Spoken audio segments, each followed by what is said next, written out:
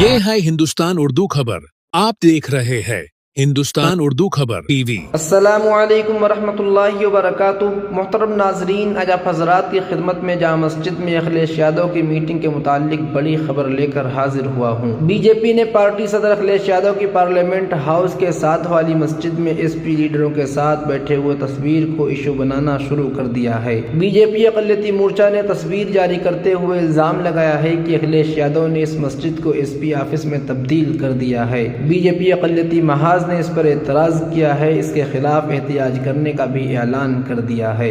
तस्वीर में आप देख सकते हैं कि एसपी के कई एमपी इनके साथ मौजूद हैं। रामपुर के रुकन लोकसभा मौलाना मुहिबुल्लाह नदवी जो इस मस्जिद के इमाम हैं, वो भी तस्वीर में मौजूद हैं। बीजेपी अक़लियती मोर्चा के ओहदेदार और कारकुनान ने 25 जुलाई को नमाज जुमा के बाद इस मस्जिद में मीटिंग करने का ऐलान किया और कहा कि अखिलेश यादव इनके रुकन पार्लियामेंट की मुलाकात के खिलाफ एहतिजाज करेंगे। वाज़ेह है कि ये मीटिंग 22 जुलाई को हुई थी। सियासी लिहाज से मामला संगीन होता जा रहा है।